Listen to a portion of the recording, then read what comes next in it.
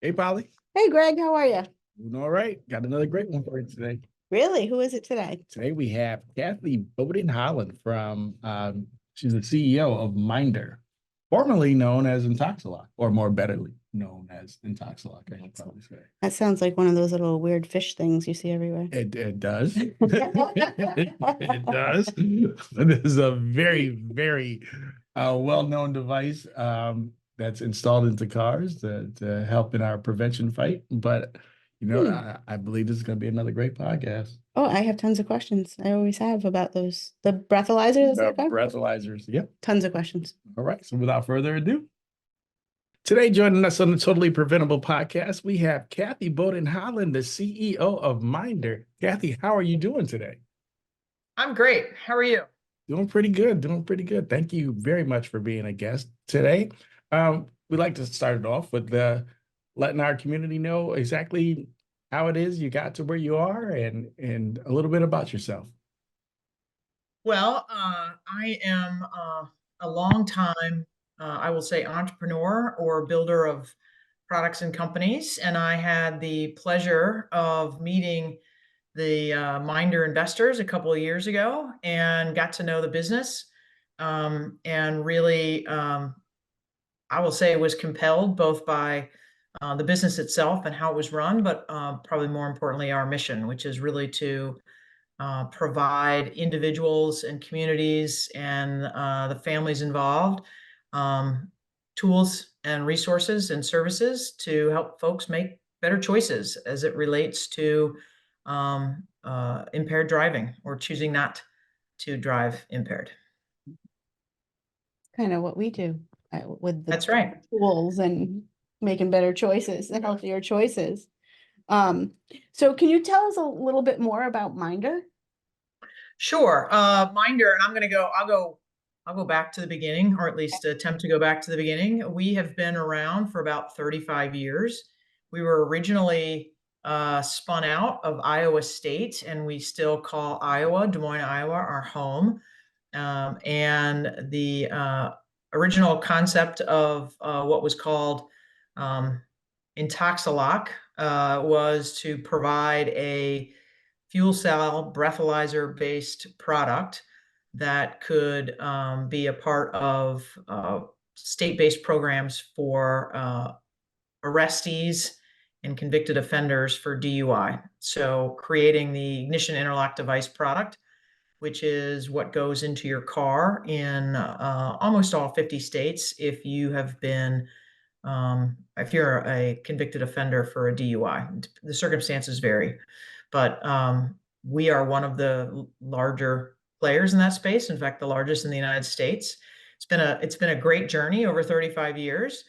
The company was privately run for really 25 years, 20 plus years, and we're still private, but they took an investment from a private equity firm really to support growth and to take it from, I'll say, a regional player to a national player and to expand the products, services, and offerings that we were able to provide to our target consumers and our state program partners. I have seen the Intoxilock in action, Mhm. and it is no joke. No joke at all. I mean, it was at first just seeing it, and I wanted to see what it was all about, and Mhm. wow, it does its job. I'll say that. Yes. Yeah. Well, we like to, yeah. It's really interesting as I've gotten to know the industry over the last couple of years as the CEO of the company. It's really interesting to see and to understand how the states think about ignition interlock devices or IIDs and how they fit into their programs, and then also even how their programs are built. Um, I I would describe that there's been a real evolution in say the last 10 to 15 years in that they've gone from very purely, I will say, punitive programs Mhm. to programs that say this is someone who has broken the law, and in some cases to the injury of others. But what we want to build is a program that is a path forward for them and for the community they reside in. which is hard to do. And I don't think there are very many program leaders who would say they get it right every single time. But the IID is the only proven technology available on a global basis, I would claim, but certainly know that it's true in the United States, that has both the ability to prevent a recurrence for someone who has it in their car. So the way, I'll go back to the way it works in a minute, and has demonstrated that it lowers recidivism once it's out of the car. So it's really very much a preventative tool, but also I think a behavioral change tool for those who choose to, use it in that form. So I'm not unlike you. I was kind of amazed by it the first time I started to learn more as I was exploring this as an opportunity. And I've become more and more convinced that not only do we play an important role providing it, but we can continue to play a bigger and bigger role in both for the individual, the offender, as well as for the communities that we're trying to keep safe. So for those who don't know, an IID, what happens is it's installed in your car in such a way that you cannot start your car until you have provided a breath sample that demonstrates the alcohol in your blood is below the level required by the state that you're in. And for some states, that's very low. And for other states, it's below the legal limit. And I shouldn't say for the states, depending on the circumstances under which your arrest or your conviction occurred. And that's true no matter when you get in the car. So, running to the grocery store for milk, taking the kids to school, going out for dinner. It's true for no matter who the driver is. And it's a kind of a zero tolerance type of tool. And folks seem to do pretty well with it. So I'm pretty proud of playing a role. So is it hooked to the car? So if I was required to have one and I share a car with my husband, he would have to. Yes. Yeah. Yep. And in fact, if you did unhook it, like if using your example, if for some reason your husband got in and was like, I don't want to have to do this today, and you can't really easily unhook it, but if you tried to play with it, that would be considered a violation. Like if you tried to uninstall it, it'd be considered a violation. So it is it is a tool that does not vary depending on the driver or the circumstances. Gotcha. And Yep. there are different times throughout that ride where it would go off as well. And so it can't be like, hey, can you do this for me so I can pass and go? Because then some amount of time while you're driving, it'll make you do it again. Oh, right. Yeah. Yeah. Oh, I was going to ask that question too, because Yes. You hear stories of, people having their kids breathe into them or whatever. And so. Yeah. So there are what we call random retests, and those are also depending upon the state program. But if you think about alcohol, you metabolize it, and you could have been below a certain level when you started your car, but as you're metabolizing it, if you're driving and you're 30 minutes down the road, your alcohol level could be at a different, an unacceptable level. Yeah. So it won't just, people always ask us, does that mean it just shuts the car off? It doesn't just, it does not just shut the car off. It does not create a different safety issue. But it requires that you pull over, you stop the car. And in certain states, it actually will start flashing the lights and blowing the horn if that happens. So, it's and you can't, again, you're going to hear me say this a number of times in certain states, because states' laws do vary, but there is a camera to show documentation as to who blew into it. Oh. And cellular connectivity. So real-time data information back about test results and things of that nature. Wow. No joke. No joke. No joke. Yeah. No joke. And I have to tell you, the other thing I want to play appropriate respect to are the program leaders in the states. So the folks, not only the legislature who create these programs at a macro level, but the program leaders who administer them and create rules and work with folks like ourselves to how do we continue to evolve and improve programs. Mhm. These folks are really passionate about what they do and are appropriately proud of how the programs have evolved, and that they are, playing a very real time role in safety in the communities in which they operate. So, good partners, and we're proud to be a part of that solution. I love how it has evolved over just a Yeah, punitive action. yeah. I think it's safe to say that, impaired driving and its negative impacts is truly totally preventable, right? These are about making better choices and about providing people with information to make better choices and to avoid and prevent the tragedy that are oftentimes is a DUI event.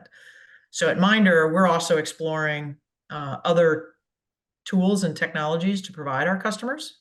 So we offer our customers today free roadside assistance to make sure that if something happens, that they've got tools to take care of that.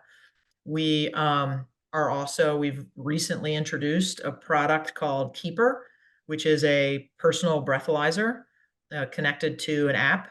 So you can test yourself and start to better understand your relationship with alcohol and its impact on you, and make a good choice before you ever end up in a DUI environment, or before your friends or your loved ones do. And then we believe having a tool like that after someone has completed their required IID period. So if they, have had a DUI, they have to have this installed.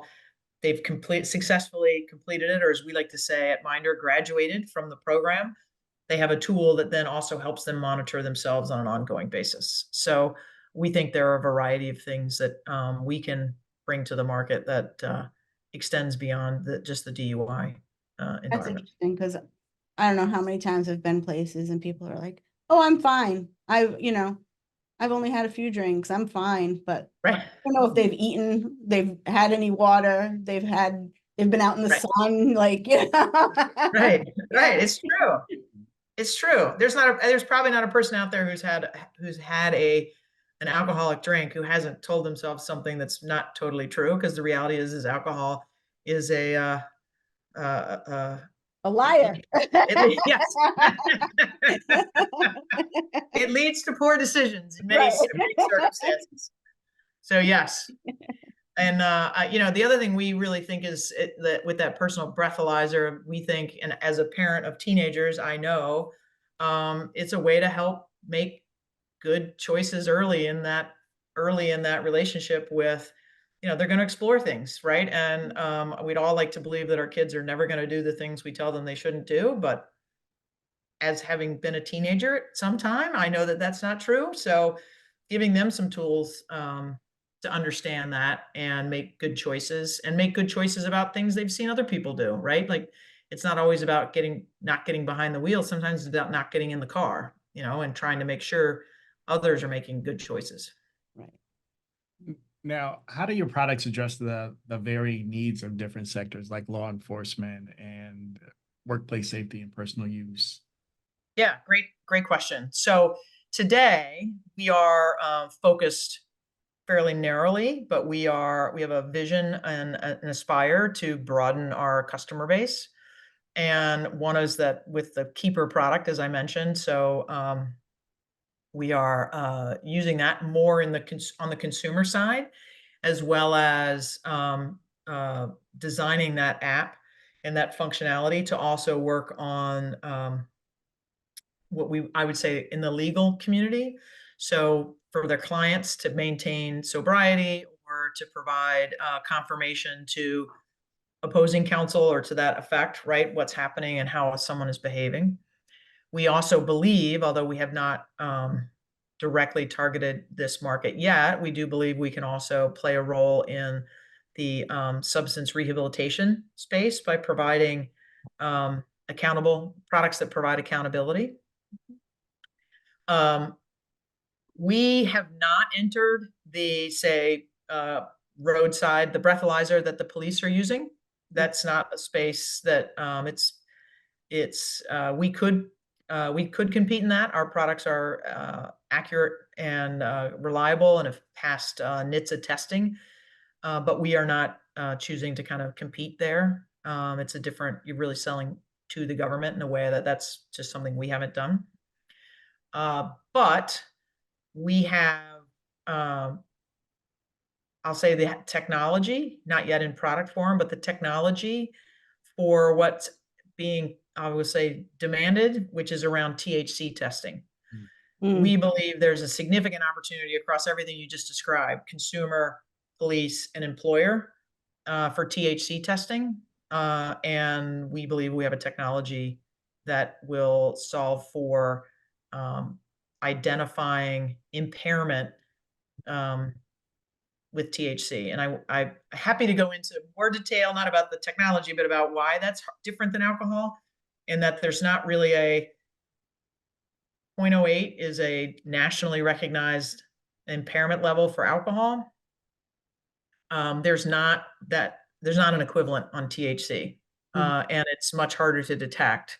So while there is testing out there today, it's really kind of binary, right? It's you've utilized marijuana in some form over the last, say, 45 days, but that doesn't mean you are impaired right now.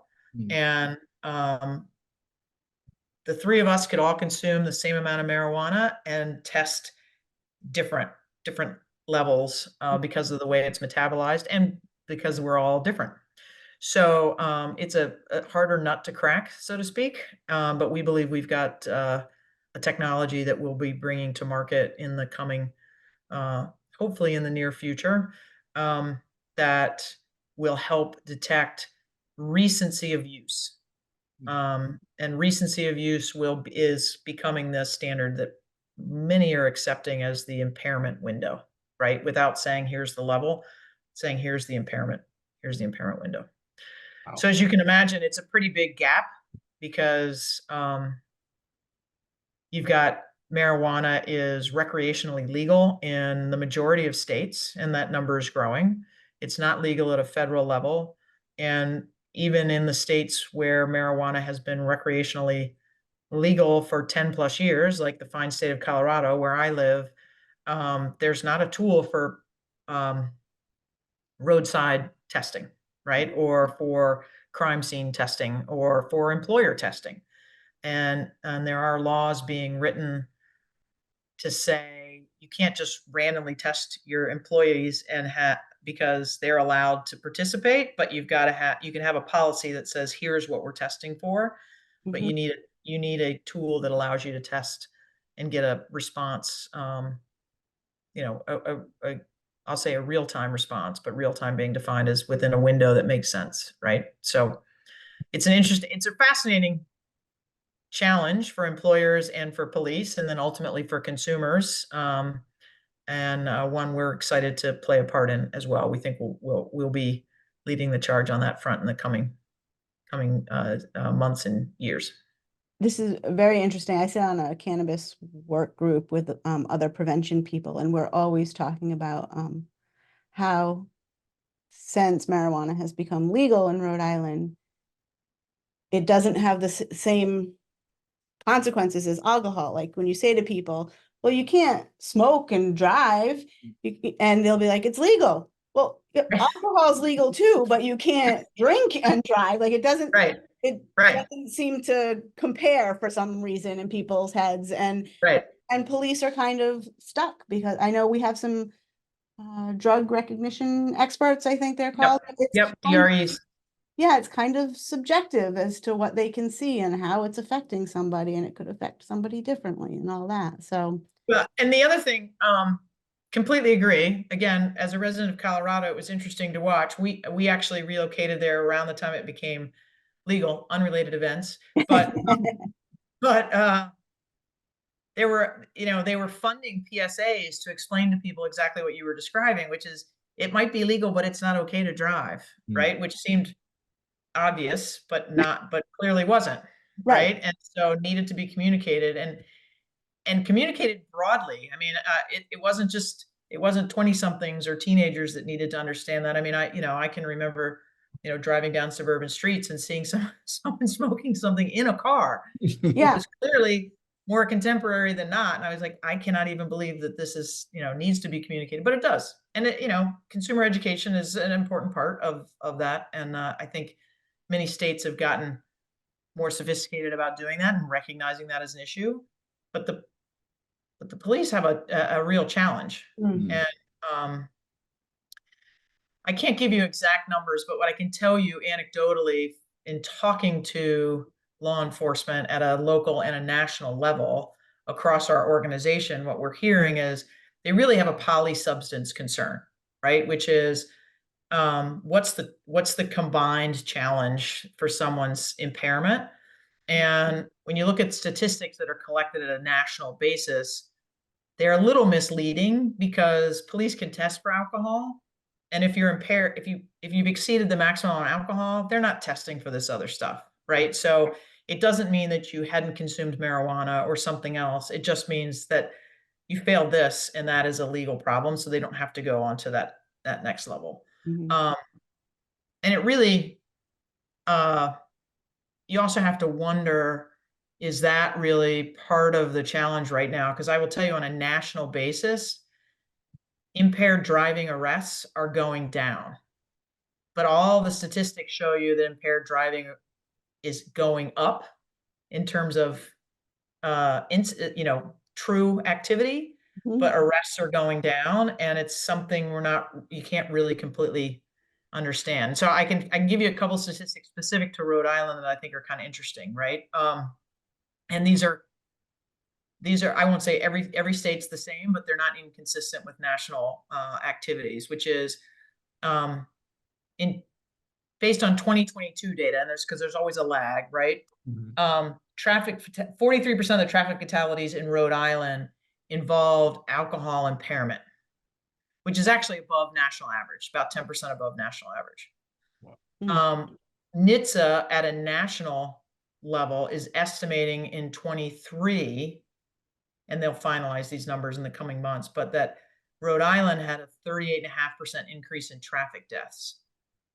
When their final numbers come out, those numbers are gonna, in my estimation, Mhm. gonna show that impairment related traffic fatalities have jumped, right? If that's a national trend, Yeah. the administration's been talking about that at a federal level for a while.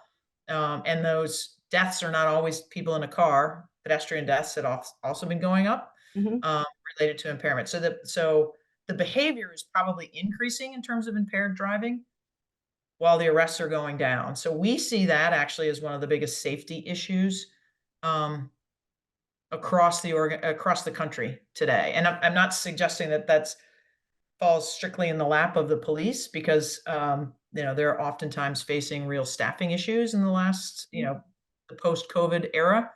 But there's a significant gap that on a national level we need to address, and certainly Rhode Island statistics are showing that that's true in Rhode Island as well. Yeah, it's not unheard of for me to be driving and smell or see the person next to me smoking marijuana. Like, I would say on a daily basis. Mm. I never see someone chugging a beer or anything next to me, you know? Like, maybe I'm Right. working hard enough, but I First off, what streets are you driving on? First of Yeah, right, exactly. Yeah, Maybe that's only it's what all those Stanley Cups are being used for. But no, yeah, I Greg. think you're right. I think you're right. And again, if you look at it at what we keep hearing is polysubstance is the concern, right? It Yeah. really is a combination of things. And I think the other part that's really fascinating is, and I'll give you Rhode Island statistics, that 70% of the people who were arrested in 2022 refused to submit to the testing, Mhm. right? And Sounds so, about right in Rhode Island. right, and those who did submit had an average breath alcohol level of 0.17, which is Oh, right more under. than double. Right, Yeah. right. So I have no idea what the average would do if everybody submitted, but it just demonstrates that not just in Rhode Island, across the country, behavior is actually headed in the wrong, or has been heading in the wrong direction I think in the post-COVID era. Yeah. So, you know, a real push on a number of fronts is important for us to address this as a community safety issue. Wow. Now, with the growing emphasis on like non-invasive technology, how does Mindr approach the substance direction or the substance detection to ensure user comfort while maintaining like a high precision? So, you know, your question, I think, references some of what's happened at kind of the language in the I'm sitting here trying to remember. It's the infrastructure bill, really, right, at the federal level, where there was a push to find and invest in passive technology to detect impaired drivers in a car, which means that conceptually, when you get in a car, they would test your ambient air, so to speak, right? And then your breath and see what came out of it. And so it would act kind of like an IID. You wouldn't be able to start the car. The There is nothing out there today that can do that, right? And um, there's lots of people working on the problem, but um, it's a real science challenge, right? The ambient air. So if you take the test while your windows are down, or you take the test when there are 10 other people in your minivan, or you take the test, you know, if I don't know, because we're looking at each other in Zoom. Maybe we're all different heights, right? So we'd probably be at those sensors at different levels. And if I got in after running versus I got in after a massage, I may be breathing more deeply or less deeply. It's a real problem, technical problem.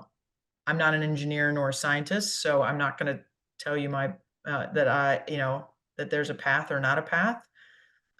We think it's highly unlikely that there's going to be a solve in the time period in which the federal government, they put a 10-year window on that. But we would be supportive of it. And we are constantly out talking to people who are exploring technology. And if there is a viable technology, we'd be the first to get behind it, or, make it a part of our organization if we could, to go forward from there. Ultimately, that would mean car manufacturers would adopt it, or have to adopt it, and then that they may then have to design around it. That's up to car manufacturers. But I will tell you that the average car, now I haven't looked at this statistic now for about 24 months, but the average car in the United States is 13 years old. So that means it would be a very long time before even the majority of cars, if it takes 10 years to solve the technology problem, it would be, at least 13 years more before the majority of cars would have that technology in place. So we don't see that as a near-term viable alternative to IIDs and ongoing, consumer education and tool development that helps people, as I said earlier, make good choices in order to prevent an ongoing increase in fatalities and DUI Have you ever activity.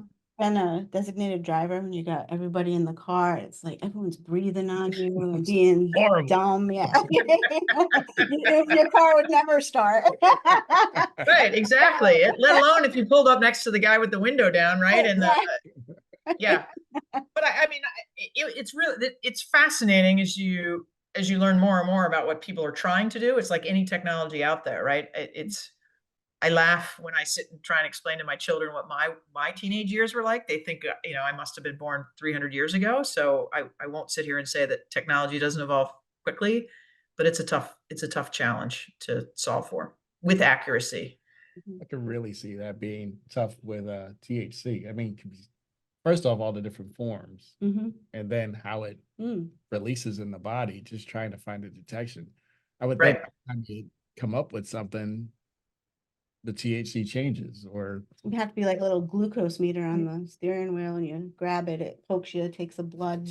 I want royalties. That does not sound very, I'm sitting here thinking about like grabbing my steering wheel and having a little pinprick. I'm not sure I want to sign up for that. I guess you could also do it on the start button, right? Like Yeah. everybody's got the start button. Yeah. So everything is not necessarily going to be breath based, but transdermal.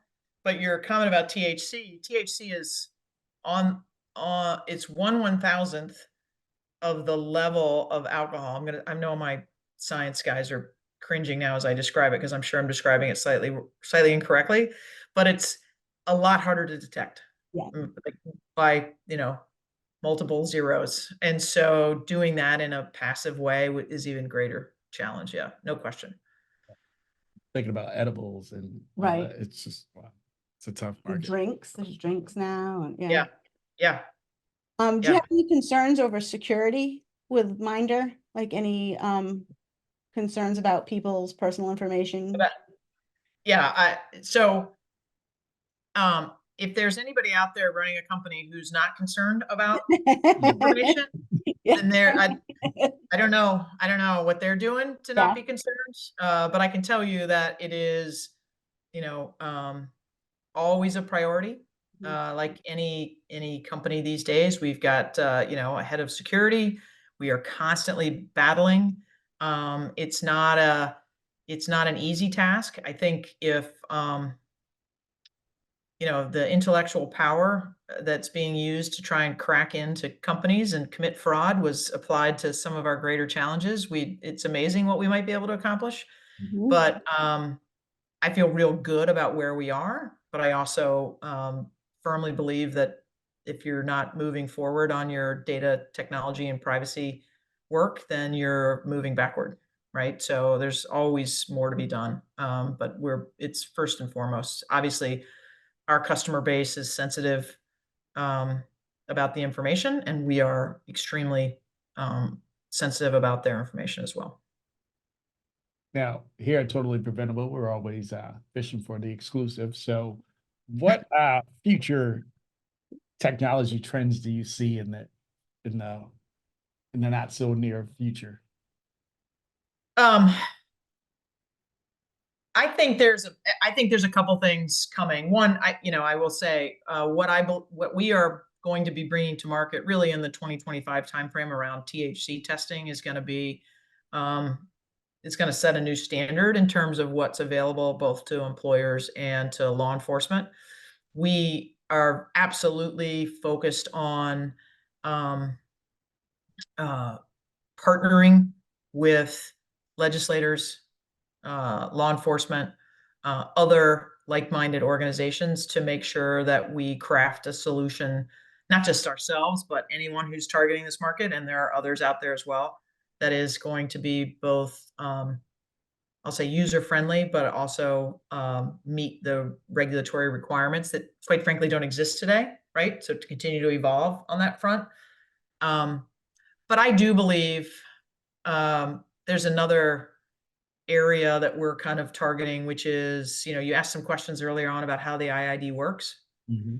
And we would like to bring to market a solution, and we will be bringing to market a solution that is much less mandatory, so that if your husband gets in the car, they don't they don't have to use it, but you do.